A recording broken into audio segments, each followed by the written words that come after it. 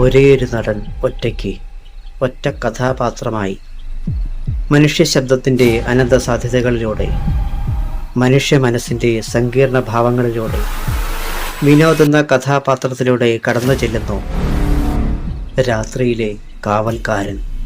ശബ്ദ സാന്നിധ്യം മിഥുൻ മോഹൻ, സർഗാത്മക സഹകരണം വിശാൽ, രചനാ സംവിധാനം മിഥുൻ മോഹൻ. രാത്രിയിലെ കാവൽക്കാരൻ.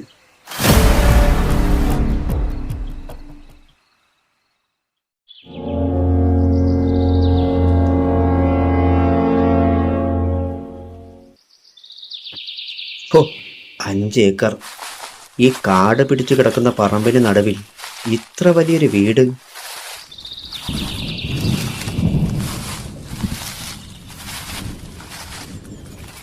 പഴയ തറവാടുകളുടെ ആ ഗമ ഇപ്പോഴുമുണ്ട്. പക്ഷെ അകത്ത് മരണത്തിൻ്റേതുപോലുള്ള ഒരു നിശബ്ദത.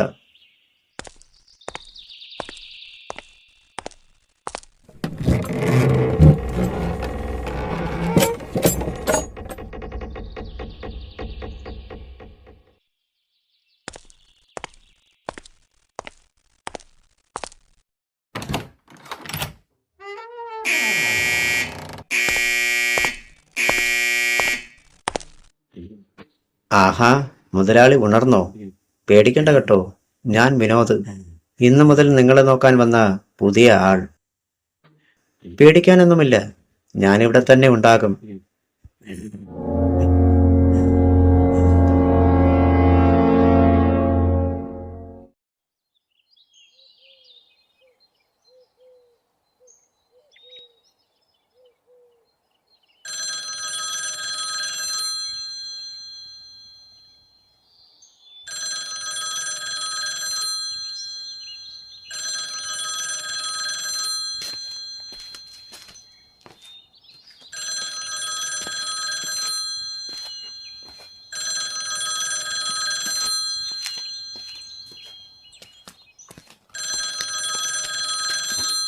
നാശം പിടിക്കാനായിട്ട് ആരാ വിളിക്കുന്നത്? ഹലോ, ആ, ഞാൻ തന്നെ വിനോദ്. ആ, ഡോക്ടറായിരുന്നോ? ആ, സമയത്ത് ഞാൻ കൊടുത്തായിരുന്നു, മരുന്ന് കൊടുത്തായിരുന്നു. ആ എന്തായാലും കുഴപ്പമില്ല. അദ്ദേഹം ഇപ്പോൾ റെസ്റ്റില്ല, നല്ല രീതിയിൽ ഉറങ്ങുന്നുണ്ട്. എന്നെ കണ്ടപ്പോൾ ആദ്യം ഒന്ന് ഭയന്നു കേട്ടോ. കുഴപ്പമില്ല, സാരമില്ല. ആ പിന്നെ ആ ആ ആ പിന്നെ ഞാൻ പിന്നെ അങ്ങോട്ട് വിളിക്കാം ഡോക്ടർ. അദ്ദേഹം എന്നെ വിളിക്കുന്നുണ്ട് കേട്ടോ. ശരി, അപ്പം താങ്ക് യു. ശരി.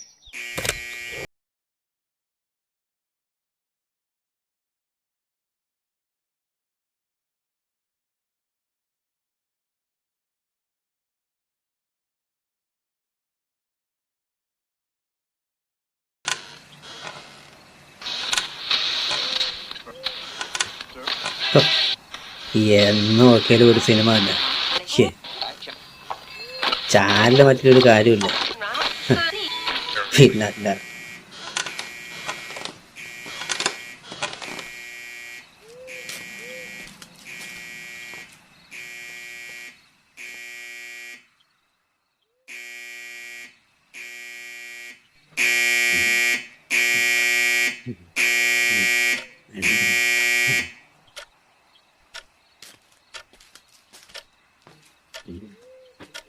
എന്തിനായി ബെല്ലടിച്ചത്?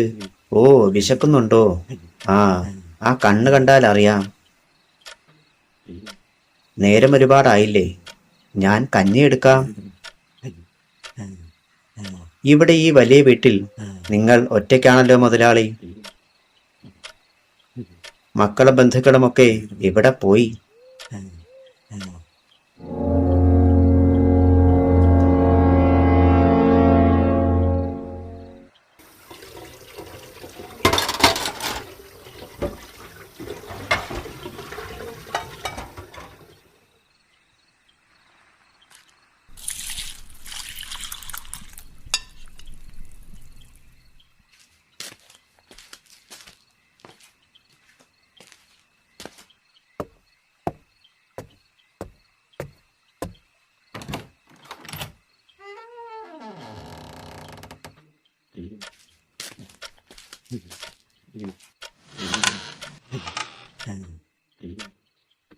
ഇതാ, പതുക്കെ കുടിച്ചോളൂ, ചൂടുണ്ട്.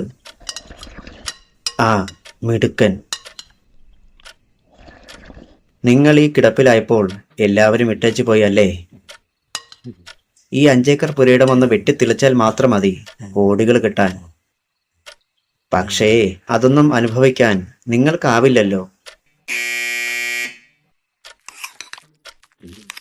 എന്താ, വേഗം കുടിക്കണമെന്നാണോ? അതോ ഞാൻ കൂടുതൽ സംസാരിക്കുന്നത് ഇഷ്ടപ്പെട്ടില്ലേ? പഴയ മുതലാളിത്തം ഇപ്പോഴും മനസ്സിലുണ്ട് അല്ലേ? ഒന്നും മിണ്ടാൻ പറ്റിയില്ലെങ്കിലും ആ കണ്ണുകളിൽ ഇപ്പോഴും തീയുണ്ട്. പക്ഷെ മുതലാളി, ആ തീ അണയാൻ അധികം താമസമില്ല.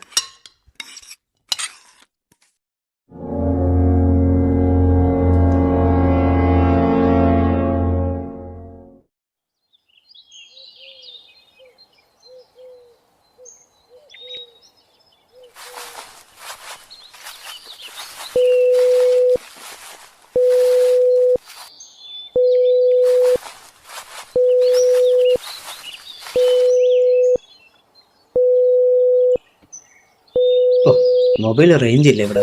ശ്ശെ, അങ്ങോട്ടൊന്ന് മാറി നിൽക്കാം. ശ്ശെ, ഓ, ശ്ശെ, കിട്ടുന്നില്ലല്ലോ. ശ്ശെ, വല്ലാത്ത ഏരിയ തന്നെ ഇത്. ഇത് അത് ജീവിയാന്തോ ഇതൊക്കെ കണ്ടുപിടിച്ചത് ഇവിടെയൊക്കെ. ഓ, നാശം പിടിക്കാനായിട്ട്.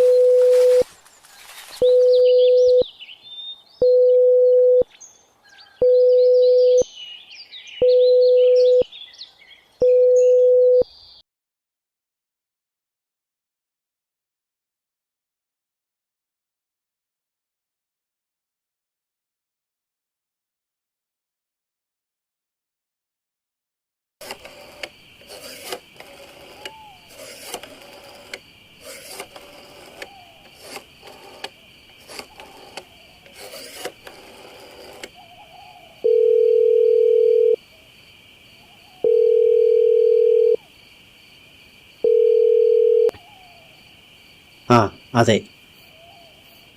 ഓ, ആ, അപ്പം ആ പെട്ടിയിലാണ് കാര്യങ്ങളല്ലേ? അതെ അതെ അതെ, അതിവിടെ എവിടെയോ ഉണ്ട്. എവിടെയല്ല ഞാൻ കണ്ടെത്തും, കണ്ടുപിടിച്ചിരിക്കും. അത്രേ ഉള്ളൂ. എല്ലാം നമ്മുടെ പ്ലാൻ ചെയ്ത പോലെ തന്നെയാണ്. ഇതുവരെ എൻ്റെ കാര്യങ്ങൾ കറക്റ്റായിട്ട് ഞാൻ ചെയ്തിട്ടുണ്ട്. ഹ, എന്നെ തിരക്ക് ആര് വരാന്? ആർക്കും അറിയില്ല ഞാൻ അവിടെ ഉണ്ടെന്ന്. എന്തായാലും അച്ഛനോട് അയാൾ ചെയ്തതിനുള്ള പക എൻ്റെ മനസ്സിലുണ്ട്. ഞാനും ചെയ്തിരിക്കും, ഞാൻ ചെയ്യും. അച്ഛൻ്റെ മോനാ പറയുന്നത്. ശരി അച്ഛ, ശരി.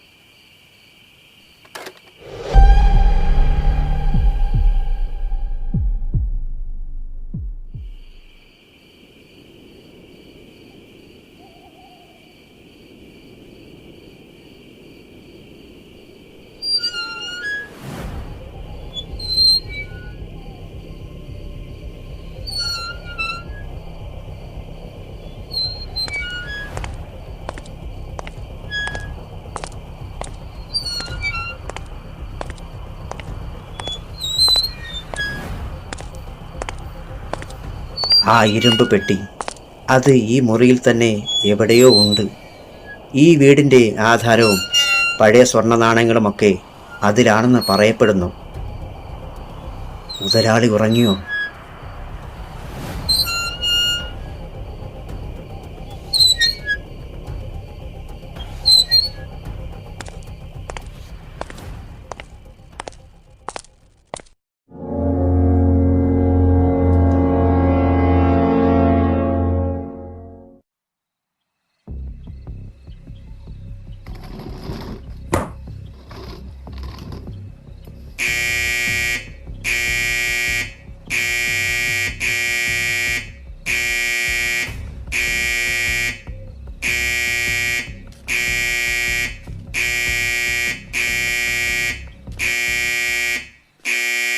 അയ്യോ, എന്താ മുതലാളി, എന്തു പറ്റി? പേടിച്ചോ? ഞാൻ ഇവിടെ തന്നെ ഉണ്ട്, ജനാല കാറ്റത്ത് തുറന്നതാണ്. അത് അടയ്ക്കാൻ വന്നതാ. ദാ അടച്ചു കഴിഞ്ഞു. ഇനി ഉറങ്ങിക്കോളൂ.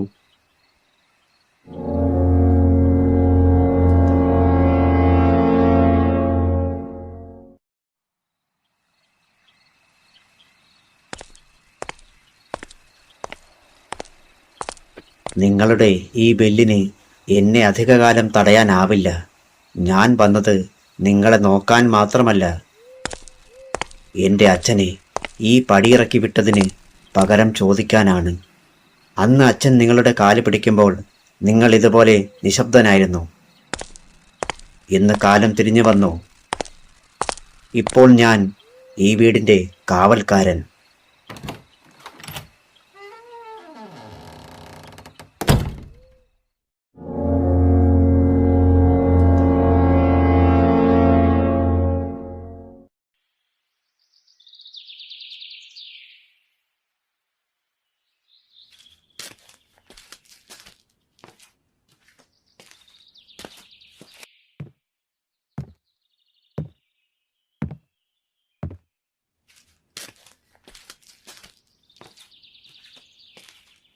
സുപ്രഭാതം മുതലാളി. ഉറക്കം സുഖമായിരുന്നോ? ഇന്ന് നല്ല വെയിലുണ്ട്. നിങ്ങളെ ഞാൻ കുറച്ചുനേരം വരാന്തയിലേക്ക് മാറ്റാം. 5 ഏക്കറിലെ റബ്ബർ മരങ്ങളൊക്കെ വെട്ടാൻ സമയമായി. ഞാൻ ഒരാളെ കണ്ടിട്ടുണ്ട്.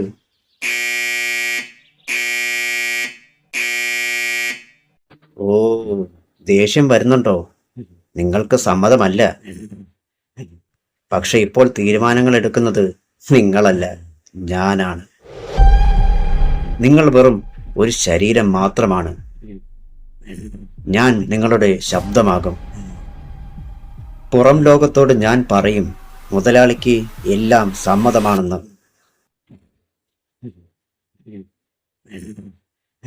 വിഷമിക്കണ്ട, ഞാൻ നിങ്ങളെ ഉപദ്രവിക്കില്ല.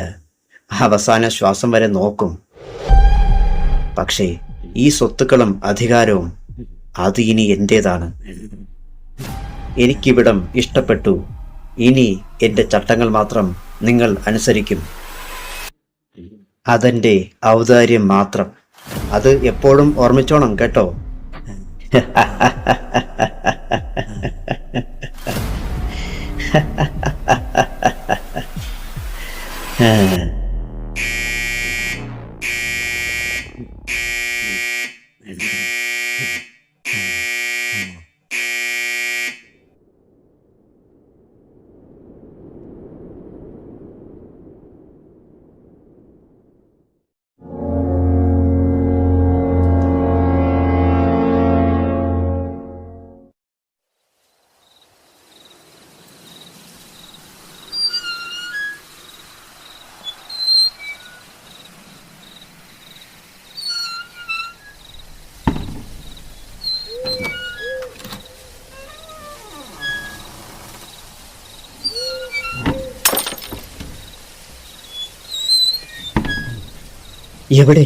എവിടെയാണത്?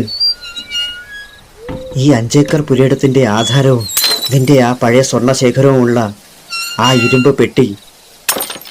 രാജശേഖര, നീ ഇത് എവിടെയാണ് ഒളിപ്പിച്ചു വെച്ചിരിക്കുന്നത്?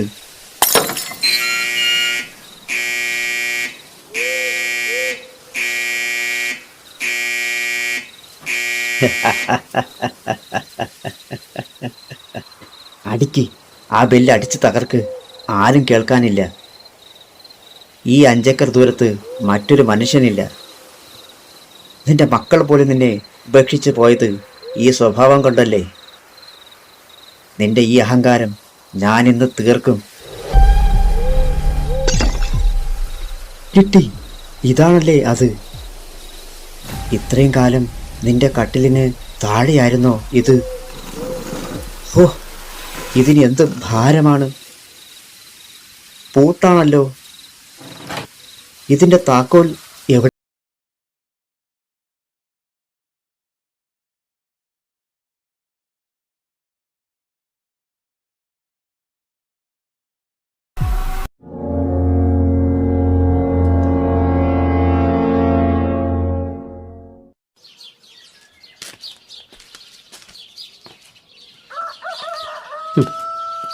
എൻ്റെ അച്ഛനെ പറ്റിച്ച സ്ഥലം ഇതെൻ്റെ കയ്യിലായിരിക്കേണ്ടത്.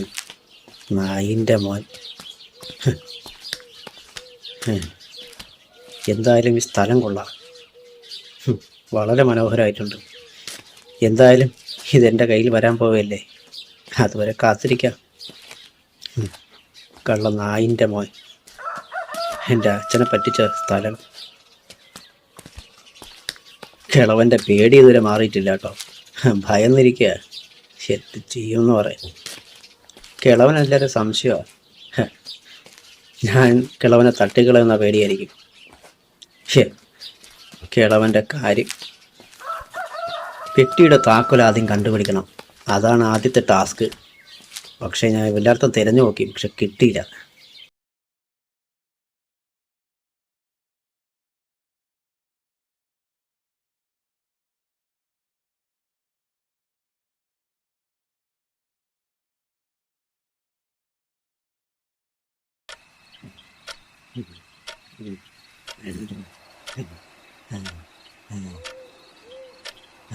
നോക്കു മുതലാളി, നിന്റെ ജീവനേക്കാൾ വലിയ നിധി എൻ്റെ കയ്യിലുണ്ട്. ഇത് തുറക്കാനുള്ള താക്കോൽ എവിടെയാണെന്ന് നിനക്ക് പറഞ്ഞു തരാൻ പറ്റില്ലല്ലോ അല്ലേ? നിന്റെ ആകെയുള്ള ആയുധം ഈ ബെല്ലല്ലേ?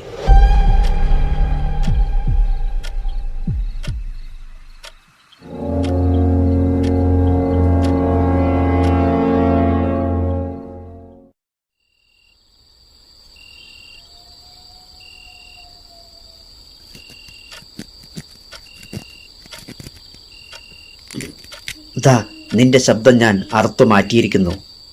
ഇനി നീ വെറുമൊരു മരക്കഷ്ണം. ഈ നിധിയുടെ താക്കോൽ ഉറപ്പായും നിന്റെ കഴുത്തിലെ ആ മാലയിലുണ്ടെന്ന് എനിക്ക് ബോധ്യമായി. നിന്റെ നോട്ടം നിന്നെ ചതിച്ചു.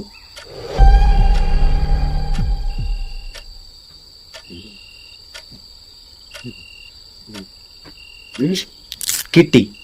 നീ എന്തിനാ ഇങ്ങനെ വിറയ്ക്കുന്നത്? പേടിക്കണ്ട, നിന്നെ ഞാൻ കൊല്ലില്ല. പക്ഷേ ഈ തറവാട് ഇനി എൻ്റേതാണ്. നീ ഇവിടെ ഈ ഇരുട്ടിൽ കിടന്ന് പട്ടിണി കിടന്ന് ചാകണം. എൻ്റെ അച്ഛൻ്റെ ആധാരം നീ എഴുതി വാങ്ങി തെരുവിലേക്ക് ഇറക്കി വിട്ടപ്പോൾ നിനക്ക് ദയ തോന്നിയിരുന്നോ? ഇല്ലല്ലോ.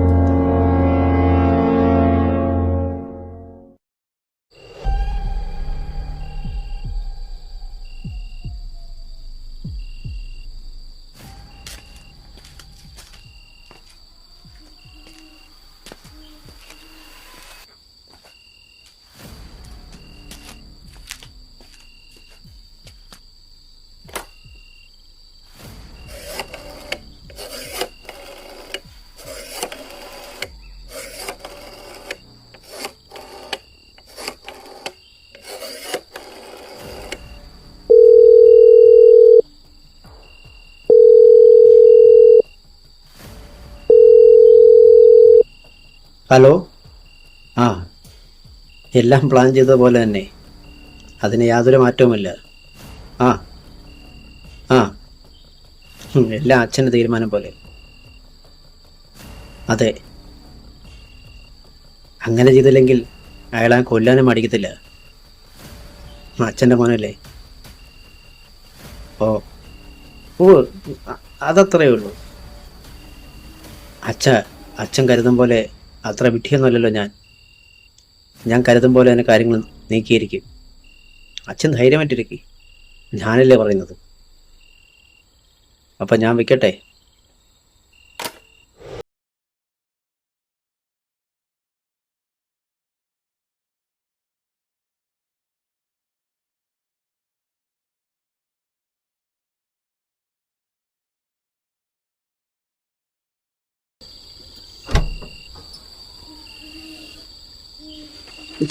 ഇതെന്താണ്?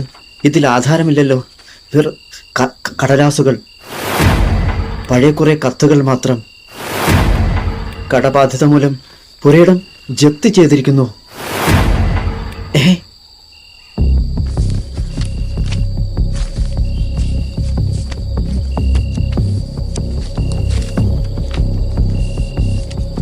അപ്പോൾ ഈ 5 ഏക്കർ നിന്റേതല്ലേ?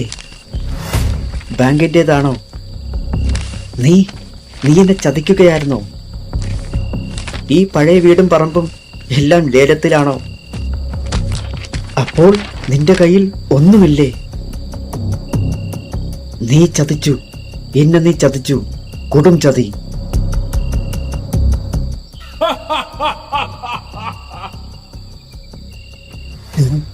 നീ നീ ദൈവമേ,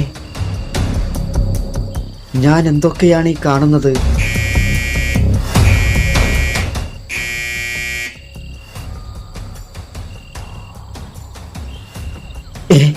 സൈറൻ, പോലീസ് ഇങ്ങോട്ടാണോ വരുന്നത്? നീ എന്തിനാ ബെല്ലടിച്ചത്?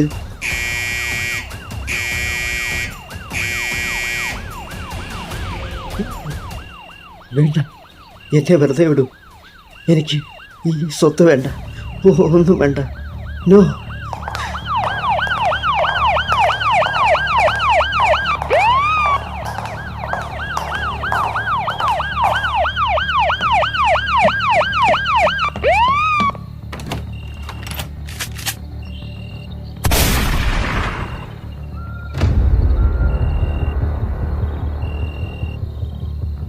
രാത്രിയിലെ കാവൽക്കാരൻ ഓഡിയോ ഡ്രാമ ഇവിടെ പൂർണ്ണമാകുന്നു. ശബ്ദ സാന്നിധ്യം മിഥുൻ മോഹൻ. സഹകരണം വിശാൽ, ബിനു, വിഷ്ണു, ലിബിൻ. സർഗാത്മക സഹകരണം വിശാൽ. ഡ്രാമ രചനാ സംവിധാനം മിഥുൻ മോഹൻ.